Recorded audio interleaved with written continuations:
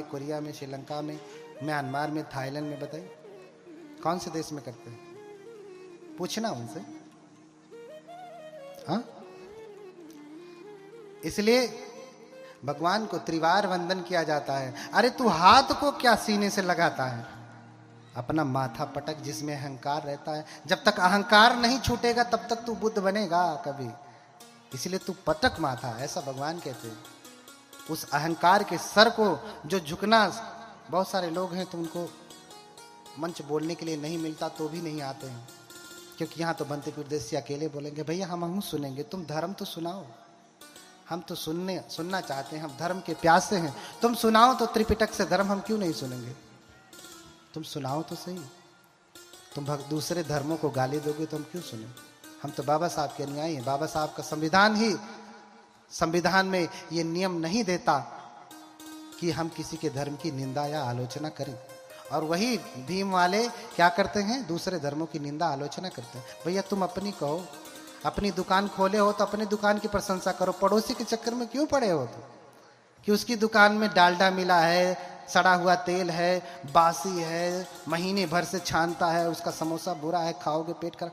तुम क्या इससे हो? तुम्हें क्या लेना देना? तुम अपने दुकान की कहो कि ताजे ताजे तेल में बनाया है, घी डाला है, हाँ, शुद्ध दूध डाला है, बढ़िया खोआ है, कहो ना। तुम्हारे पास कमी है कहने के लिए, लेकिन तुम्हारे पास तो है ही नहीं। तुम्हारी दुकान में एक को मिठाई, तो दूसरे की मिठाई देख करके तुम्हें जलन होती है। तुम्हारी दुकान में मिठाई है ही नहीं, तो दूसरे की मिठाई देख करके जलन होती है। तुम आओ, कोई त्रिपिटक का एक सूत्र की व्याख्या करो, हाँ, भद्दाली सूत्र की व्याख्या करो, कम्म विभंग सूत्र की व्याख्या करो, सम्यक दृष्टि सूत्र की व्याख्या करो, ब्रह्मजाल सूत्र की व्याख्या करो, सामान्य फल सूत्र की व्याख्या करो, छोटे बड़े बहुत सारे सूत्र हैं, किसी एक सूत्र की व्याख्या करो। लेकिन नहीं, इन्होंने त्रिपिटक देखा भी नहीं होगा, व्याख्या क्या करेंगे? ये खाली झगड़ा करेंगे।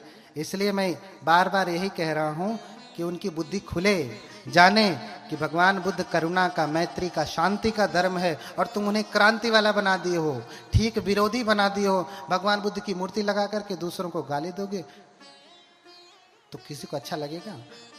अपने बेटे को तुम कह दो ये बड़ा बदमाश है, अगले दिन से देखना, हाँ पापा मुझे बदमाश कहते हैं। तुम्हारा खून, तुम्हारी औलाद उसको बुरा कहने के बाद तुम्हारी बात मानना छोड़ देती है, और जो तो तुम्हारा है ही नहीं उसको तुम बुरा कहोगे मानेगा? जबकि तुमने अपने औलाद को सही कहा कि ये बदमाश है, दिन भर मोबाइल चलाता रहता है, इधर उधर लड़कियों के चक्कर में घूमता रहता है, लेकिन सही होने के बावजूद भी कह दिया कि ये बहुत दुष्ट है, तो भी तुम्हारा बेटा तुम्हारी बात नहीं मानता। जो तुम्हारा खून है, जिसे तूने पैदा किया, वो नहीं मानता, तो जो तुम्हारा है ही नहीं वो तुम्हारा शत्रु नहीं हो जाएगा? क्यों शत्रु बनाते? क्यों शत्रु बनाते? शत्रु मत बनाइए, करुणा मैत्री लोगों में फैलाइए। जिसे बुद्ध को जानना है जानेगा, नहीं जानना है तो नहीं जानेगा। आप तो मान रहे हैं ना, ये पर्याप्त है। हाँ, ते तादि से पूजे ते निभुत अकुतो भय निस्सक्का पुण्यं संखातुम इमे तामिति के नचे। हाँ, तो वो पुण्य इतना होता है कि उसे इतना इतना इतना इतना करके नहीं बताया जा सकता। इमे तामिति के नची, वो जो पुण्य आप पूजा करके, बुद्धों की, अरहतों की, श्रावकों की पूजा करके आप जो पुण्य अर्जन करते हैं ना, वो पुण्य इतना इतना इतना करके नहीं बताया जा सकता। बहुत पुण्य है। क्यों? क्योंकि अपमयो बुद्धस्य गुणम, बुद्ध का गुण असीमित है। इसलिए जब हम कोई आरक्षा मंत्र करते हैं तो आरक्षा मंत्र के बाद हम उसमें कहते हैं कि अपमानो बुद्धो, अपमानो धम्मो, अपमानो संघो। क्या कहते हैं? बुद्ध अपरिमित है, बुद्ध का जो गुण है असीमित है, उसकी कोई सीमा नहीं, बहुत गुण है। अपमयो बुद्धस्य गुणम, धम्म का जो गुण है असीमित है, संघ का जो गुण है असीमित है, उसकी कोई सीमा नहीं। इतना बल है बुद्धों में। इसलिए आचार्य गोयंका स्वयं गाते हैं। क्या गाते हैं? नमन करे हम बुद्ध को। हमारे मेहताबंत जी कहाँ हैं?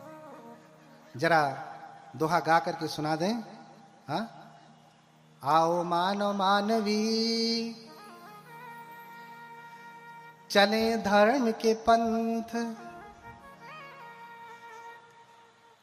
इस पथ चलते संत जन, इस पथ चलते ज्ञानी जन, इस पथ चलते संत। कौन चलता? ज्ञानी चलते हैं, संत चलते हैं, जंगाली नहीं चलते। कौन चलते हैं? इस पथ चलते ज्ञानी जन, इस पथ चलते संत। जब चलते हैं तो क्या करते हैं? क्या कहते हैं वो? नमन करें हम बुद्ध को, बुद्ध करें कल्याण, बुद्ध सदा रक्षा करें, बुद्ध बड़ा बलवान। बोलिए, बोलिए, हाथ जोड़ करके बोलिए। क्या बोलते हैं? नमन करें हम बुद्ध को, बुद्ध करें कल्याण, बुद्ध सदा रक्षा करें, बुद्ध बड़ा बलवान। अंत में गाया ही, उनसे रहा नहीं गया कि हम बुद्ध को नमन करते हैं। क्यों? क्योंकि बुद्ध बड़ा बलवान, बुद्ध से बड़ा कोई बलवान नहीं। और बुद्ध सदा रक्षा करे। हाँ, बुद्ध हमेशा हमारी रक्षा करें।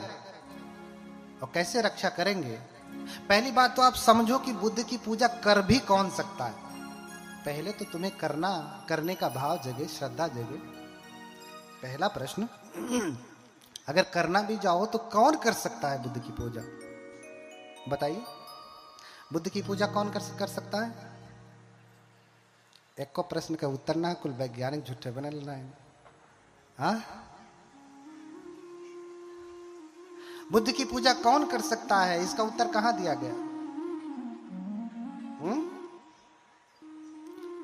उत्तर मैं देता हूं, आप ढूंढते रह जाएंगे। इसलिए तो आया हूं। उतने दूर से उपासिका ने टिकट विकट करवा करके बुलाया कि आइए भंते जी, इन सबको सुनाइए।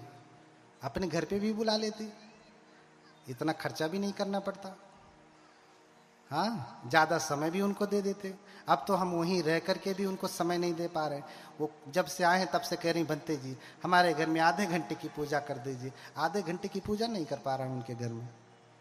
कभी इधर, कभी उधर, कभी उधर। कोई कह रहा अपना पाँव यहाँ रख दीजिए, कोई कह रहा अपना पाँव यहाँ रख दीजिए। हम कहे कि यहीं रुको, काट के यहीं दे दे रहे, रखते रहना इधर उधर। हाँ, सारा पुण्य पहुए रखवाने में हो गया। हाँ, उसका भी पुण्य है, लेकिन सारा पुण्य पांव रखवाने में, कथा के आयोजन में नहीं। सबसे बड़ा दान क्या कहा भगवान ने? क्या कहा? आप दान बहुत कुछ करते हैं, लेकिन सबसे बड़ा दान क्या है? हाँ, धम्म दान। धम्म दान, सब दानं धम्म दानं जिनाति। धर्म का दान सबसे बड़ा दान है इस धरती पे। कपड़ा भी फट जाता है, भोजन भी पच जाता है, हाँ, वाहन भी पुराना हो जाता है, चीवर भी फट जाता है, जो कुछ भी आप देते हैं नष्ट हो जाता है। हाँ, जीरन्ति वे राजरथा सुचिता, अथो शरीरम पिजरम उपेति, सतंच धम्मो न जरं उपेति, संतो हवे सभिं पवेदयन्ति। क्या कहा? बुद्ध के भिक्षुओं को संत भी कहा जाता है। संत, संत आप जानते हैं ना, संत रैदास, संत कबीर, ये सब वज्रयान से ही पैदा हुए हैं। व्याख्या करने का समय नहीं है, मजबूरी है। मैं चाह के भी नहीं कर पा रहा हूँ। बहुत बातें हैं, कैसे उत्पन्न हुए हैं, एक एक बातें बहुत गहरी हैं। बस इतना समझें, संतो हवे सभिं पवेदयन्ति। ये दंपत की गाथा है, कबीर के बीजक से नहीं लिया गया है, साखे शब्द रमैनी से नहीं लिया गया। ये कबीर से पहले का वचन है, संतो हवे सभिं पवेदयन्ति। हाँ, क्या? जीरन्ति वे राजरथा सुचिता। अरे राजा का सुचित्रित रथ भी, सुंदर रथ भी पुराना हो जाता है, नष्ट हो जाता है। अथो शरीरम पिजरम उपेति, शरीर भी पुराना होकर के नष्ट हो जाता है। सतंच धम्मो न जरम उपेति, लेकिन क्या पुराना नहीं होता? पुराना क्या नहीं होता? क्या नष्ट नहीं होता? तो बुद्ध ने कहा भिक्षुओं को संत कहा जाता है। इतना ही नहीं, जितने भी बुद्ध हुए हैं उनको भी क्या कहा जाता है? संत कहा जाता है, संत। सतंच धम्मो न जन्म उपेति। संतों का धर्म कभी भी बूढ़ा नहीं होता, बूढ़ा पुराना नहीं होता, कभी नष्ट नहीं होता। संतो हवे सब भिंग पवे। जितने भी बुद्ध हैं ये कहते आ रहे हैं हमेशा से, जितने भी बुद्ध हैं होने वाले और जितने होंगे वो सब कहते आए हैं। हम भी वंदना में कहते हैं ना, ये च बुद्धा अतीता च ये च बुद्धा अनागता। पच्चू पढ़ना चाहिए बुद्धा, जो भूतकाल में थे, जो वर्तमान काल में जो है, भविष्य काल में होंगे, जो वर्तमान में है। अहं वंदामि सर्वदा, मैं हमेशा उनकी वंदना करता हूं, वंदना है ना। तो तीनों कालों में बुद्ध हमेशा रहते हैं। क्यों? क्योंकि ये धरती कभी अरहतों से खाली नहीं होती। असुन्यो लोके अरहंते ही, यह धरती कभी भी अरहतों से खाली नहीं होती। पर स्त्री भवति परधनेन स्पृहा यस्य पुंसो मिथ्यावादी सहयस्यान्न पिबति मदिराम पाणिनो यो न हन्यात्। हाँ, पूजा कौन कर सकता है? हाँ, मातेवासीत पर स्त्री भवति। जो दूसरे की स्त्री को मां के समान समझता है, मां के समान, उसकी अपनी स्त्री ही स्त्री है, उसके लिए पत्नी है। दूसरी कोई सुंदर स्त्री दिख जाए तो वो उसे पत्नी के भाव से नहीं देखता है। किस भाव से देखता है? मां के भाव से देखता है। परधनेन स्पृहा यस्य, दूसरे के धन में जिसकी कोई स्पृहा नहीं, उसको चोरने की, लूटने की या प्राप्त करने की कोई कामना नहीं करता। परधनेन स्पृहा यस्य पुंसो मिथ्यावादी। और जो पुरुष है वो मिथ्यावादी नहीं है, सत्य बोलने वाला है। सत्य क्या करने वाला?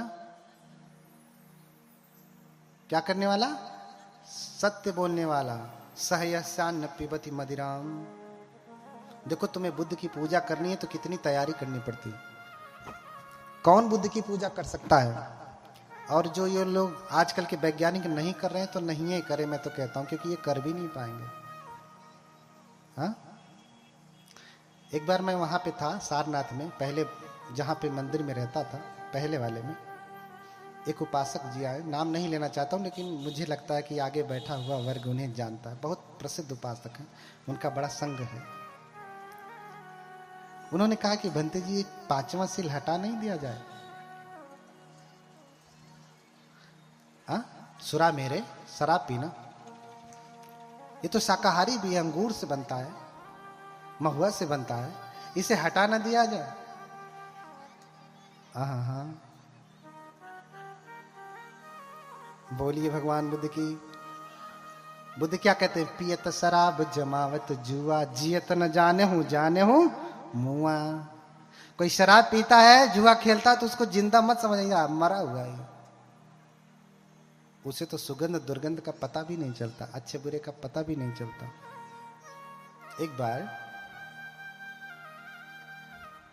एक बार बस समझने के लिए कह रहा हूं, किसी को बुरा लग जाएगा तो समझ लेना कि वही पीता होगा। अब बुरा लगने वाला बात भी खत्म कर दिया हमने। अब उसे लगेगा भी तो नहीं बोल पाएगा, क्योंकि प्रकट हो जाएगा भरी सभा में। हाँ, कहीं से भी छोड़ूंगा नहीं आपको। हाँ, एक बार बस समझने के लिए, एक व्यक्ति शराब इतना पिया कि शराबी को शराब के ठेके के मालिक ने भगा दिया। भागो यहां से, रात हो गई, बंद करना यहां से। रास्ते से चलते चलते, ऐसे ही गांव का रास्ता था, जानते हैं गांव में शौचालय तो होता नहीं। हाँ, किसी ने वहीं पे आग रख दिया था। शाम को लोग डब्बा लेके जाते हैं, आग रख के चले आते हैं, है ना। अरे आग से जलने के बाद आदमी उतना नहीं छटकता जितना उस पे पैर पड़ जाने के बाद छटकता। हाँ, तो किसी ने रास्ते में आग रख दिया था और रास्ते में पियक्कड़ अपना घूमते आ रहा है, पैर पड़ गया उसी के ऊपर और थोड़ी थोड़ी खुशबू उसको आने लगी। हाँ, आगे चलाया, पैर तो पड़ गया, आगे चलाया, मन में आता ही बदबू कर रहा है, क्या चीज है, उसे कहीं देखा है।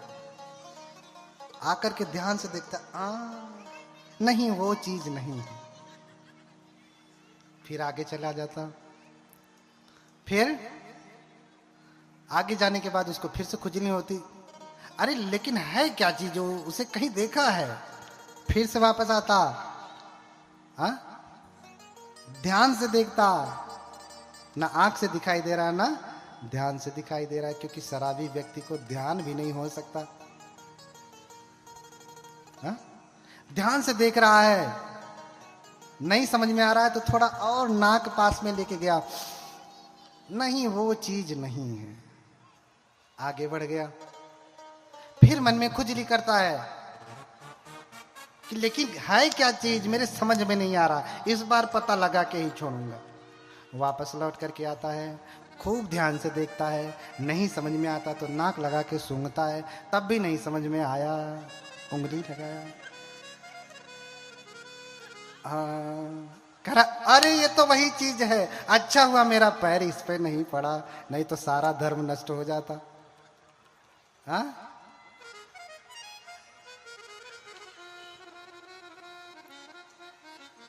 तो पियत शराब जमावत जुआ, जियत न जाने हूं मुआ। अच्छा हुआ मेरा पैर इस पे नहीं पड़ा, नहीं तो मेरा धर्म नष्ट हो जाता। मुंह में पड़ गया वो तो ठीक था।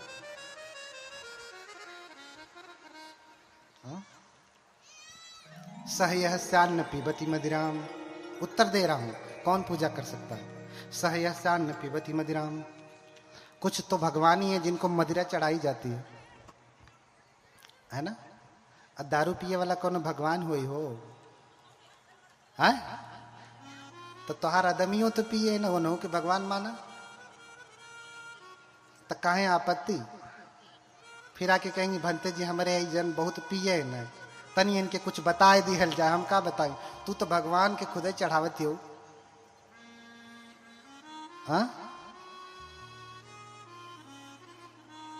बोलिए भगवान बुद्ध की। सहयस्यान्न पिबती मदिराम, जो मदिरा नहीं पीता, पानी नो यो न हन्यात, जो प्राणियों की हत्या नहीं करता, मदिरा नहीं पीता और प्राणियों की हत्या नहीं करता। क्योंकि मदिरा पीने वाला सब बुरा कर्म करता है, वो झूठ भी बोलेगा, चुगली भी करेगा, कटु वचन बकवास सब कुछ करेगा, क्योंकि अब पी लिया है ना। तो कबीरदास भी कहते हैं कि कामी तरे क्रोधी तरे, और पागल की गति होए।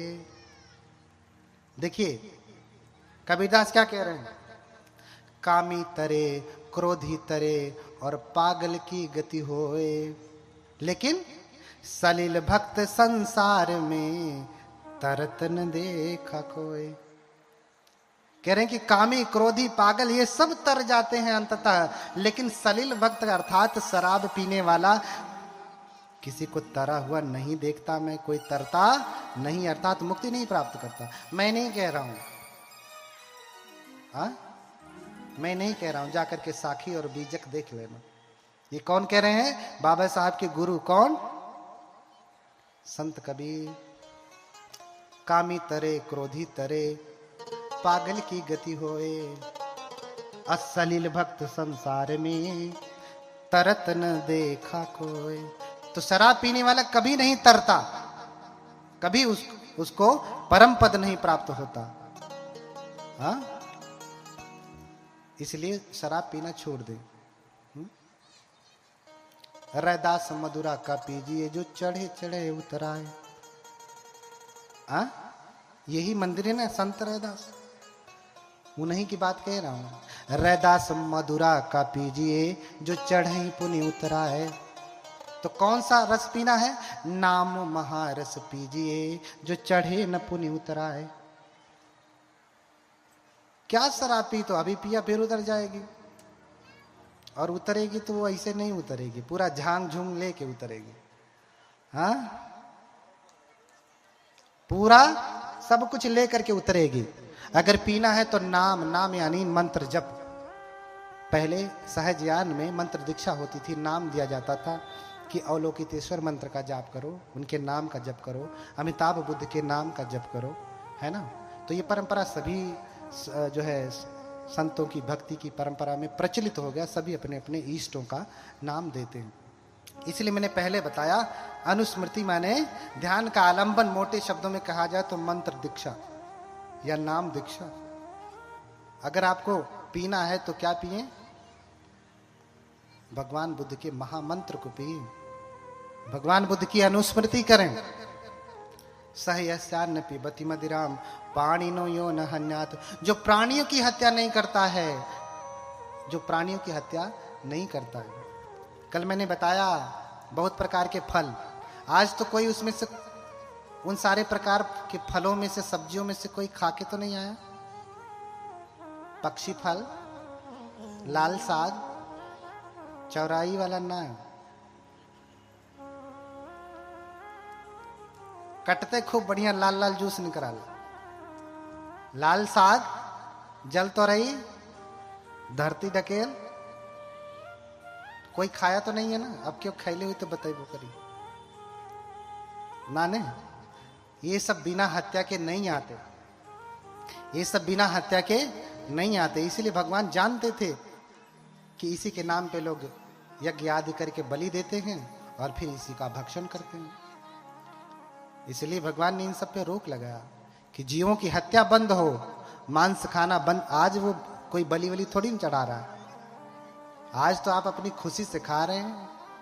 तो बलिए समझिए, आप बलि दे रहे हैं आप उनकी, बस किसी मंदिर किसी देवता के सामने नहीं दे रहे हैं, ठीहा पे रख के कटवा रहे हैं, किसी को चढ़ा नहीं रहे, लेकिन बलि तो उसकी हो रही है। सैक्रिफाइस, बलि माने सैक्रिफाइस, उसके जीवन का बलिदान तो हो ही रहा है, उनके प्राणों का हरण तो कर ही रहे हैं आप।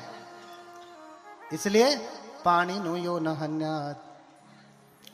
और जो प्राणियों की हत्या नहीं करता है, तो जो इतना कर्म नहीं करता है, भगवान पाद पूजा विधातुम, वही भगवान बुद्ध की पूजा कर सकता है, चरणों की पूजा कर सकता है। कौन? जो दूसरे की स्त्री को अपनी मां समझता है, दूसरे के धन को चोरता नहीं है, जो झूठ नहीं बोलता, जो शराब नहीं पीता, और जो हत्या नहीं करता, अर्थात जो 5 शीलों का पालन करता है, वही भगवान पाद पूजा विधातुम, वही भगवान बुद्ध की के पैरों की पूजा कर सकता है, उनकी पूजा कर सकता है। इसलिए भगवान की पूजा करनी है तो आपको सभी विकारों से दूर होकर के तब पूजा करनी है। अब अगर आप नालंदा का इतिहास पढ़ेंगे, फाहियान हुएनसांग का यात्रा विवरण पढ़ेंगे, तो पूजा में इतना कहा कि मानसिक शुद्धि के साथ साथ कायिक शुद्धि भी परम अनिवार्य है। चीनी यात्री के यात्रा विवरण में आप देखिएगा, उन्होंने इतना ही कहा कि एक बार कोई टॉयलेट जाता है, मूत्र विसर्जन भी करके आता है ना, तो उसे शुद्धि करनी चाहिए, अर्थात स्नान करना चाहिए, तब भगवान की पूजा करनी चाहिए। कायिक शुद्धि भी परम अनिवार्य बताया, जैसे मानसिक बताया। जो व्यक्ति कायिक नहीं कर सकता, वो मानसिक क्या करेगा? अब इसमें मूर्ति कहां से आ जाती है बीच में? हाँ, पूजा करनी है कि नहीं करनी है, ये बात कौन करेगा दूसरी बात, और फिर इसमें मूर्ति की क्या जरूरत? हाँ, छोटे में समझाऊंगा, समय बहुत हो गया है, बहुत सारी बातें अभी और कहनी है थोड़े समय में, है ना। मूर्ति की क्या जरूरत है? अच्छा, आप स्कूल जाते हैं तो विद्या कैसे सीखते हैं? हाँ, विद्या कहाँ सीखते हैं? आपके पास पटरी होती है, कलम दवात होती है ना। आज कॉपी पेन हो गया, पहले स्लेट चौक होता था। अगर आपके पास कॉपी कलम ना हो तो आप क ख ग अल्फाबेट सीख पाएंगे? फिर शब्द बनाना, वाक्य बनाना सीख पाएंगे? नहीं सीख पाएंगे। अगर आपके पास कलम दवात ना हो, कॉपी कलम ना हो, तो आप लिखना पढ़ना नहीं सीख पाएंगे, आगे नहीं कर पाएंगे। अब चाहे लिखने पढ़ने का विधान आज अलग हो गया, आज तो पैड पे लोग लिख के सीख रहे हैं, लेकिन वो भी एक पटरी का प्रकार है, कलम दवात का प्रकार है। अगर ये नहीं तो आप विद्या तक नहीं सीख सकते। ऐसे ही बुद्ध की मूर्ति नहीं तो आप बुद्ध के गुणों को जान नहीं सकते, बुद्ध की पूजा नहीं कर सकते। आप बुद्ध को कहाँ देखेंगे, किस रूप में देखेंगे? कम से कम आपको बुद्ध यहाँ मूर्ति के रूप में दिखाई देते हैं, बुद्ध की रूप में दिखाई देते हैं। इसलिए आप भी पूजा करें। कैसे पूजा करेंगे? आपको समझ में आया ना पूजा से लाभ है कि नहीं? बहुत लाभ है।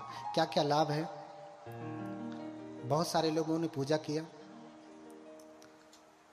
तच्चित्त रत्नम ग्रहणाय सम्यक पूजाम करोमि तथागतानां सद्धर्म रत्नस्य च निर्मलस्य बुद्धात्मजानां च गुणोदधीनां। इन 3 रत्नों की पूजा करना है। किसकी? इन 3 रत्नों की पूजा करना है। हाँ? बुद्ध संघकारान धर्मान असक्षानुभयांश च निर्वाणम चेति शरणम यो याति शरणत्रयम। कह रहे हैं कि बुद्ध धम्म संघ की जो शरण जाता है, ये शरण उसको निर्वाण तक लेकर के जाती है। पहली बात, आप शरण गमन क्यों करते हैं? पूजा की शुरुआत हो रही है। पहले तो मैंने बताया पूजा के लाभ, अभी तक तो आप मानते ही नहीं थे। दूसरा, कौन पूजा कर सकता है? ठीक है, पूजा कैसे की जाती है? तो पूजा की शुरुआत होती है शरणागमन से। कैसे? शरणागमन से। तच्चित्त रत्नम ग्रहणाय सम्यक। इन 3 रत्नों को ग्रहण करके सम्यक रूप से पूजाम करोमि तथागतानां। मैं उन तथागतों की पूजा करूंगा। कैसे पूजा करूंगा? मंजु घोष प्रभृतयः पूजयन्ति यतादीनान् तथा तथागतान् शावकान् सपुत्रान् पूजाम्यहम्। जैसे मंजू घोष आदि बोधिसत्व हुए हैं, उन्होंने बुद्ध की पूजा की है, ऐसे ही मैं भी तथागत की पूजा करूंगा। अच्छा, कुछ लोग कहते हैं कि बुद्ध शरण गमन का अर्थ क्या होता है? बुद्ध शरण, जैसे आपने कहा बुद्धम शरणम गच्छामि, इसका क्या अर्थ हुआ? है? बुद्ध की शरण जाता हूं, तो शरण जाने से लाभ क्या? हा? कोई बताएगा कि शरण जाने से लाभ क्या है? बोलिए भगवान बुद्ध की। हाँ, शरण जाने से क्या लाभ? हम क्यों जाएं इनकी शरण में? क्यों जाएं? लाभ क्या है? पहली बात तो अक्सर धागा लोग बांध लेते हैं तो कहते हैं ये धागा क्या है? धागा हमारी रक्षा करेगा। तो क्या भैया तुम बॉडीगार्ड रखे हो, वो रक्षा करेगा? जिसके पास बॉडीगार्ड है वो मरता नहीं है, उसी को ज्यादा लोग गोली मार के चले जाते हैं। बिना बॉडीगार्ड वाले को तो कम मारते हैं। तुम्हारा बॉडीगार्ड नहीं रक्षा कर पा रहा, तुम धागा की इतनी निंदा करते हो। जिसे तुम हर महीने तनख्वाह देते हो, वो तुम्हारी रक्षा करने में चूक जाता है, और ये 98 का धागा बांधने के बाद इतना ही बकैती करते हो कि ये धागा तुम्हारी रक्षा करेगा। उसके लिए तो नहीं प्रश्न करते कि बॉडीगार्ड क्यों नहीं रक्षा कर पाया। हाँ, उसके लिए तो नहीं प्रश्न करते। धागा तो इतना महंगा भी नहीं, तूने बांध लिया तो भी क्या हुआ? इस धागे को परित्राण का धागा कहा जाता है। पहले समझिए कि शरण गमन का अर्थ क्या होता है, शरण जाने से क्या लाभ है। हाँ, पहले समझिए दलाई लामा जी भारत में क्या लिए हैं। शरण का अर्थ ही होता है, अगर परमत्थ ज्योतिका में आप इसकी व्याख्या देखेंगे तो उसकी व्याख्या की गई है। परमत्थ ज्योतिका हमारे सुत्त निपात की अट्ठकथा है, खुद्दक पाठ की अट्ठकथा है। तो शरण किसे कहा? हिंसतीति शरणम। शरण क्या है? जहां जाने से हिंसा हो जाती। किसकी? भयम दुर्गतिम संतासम हिंस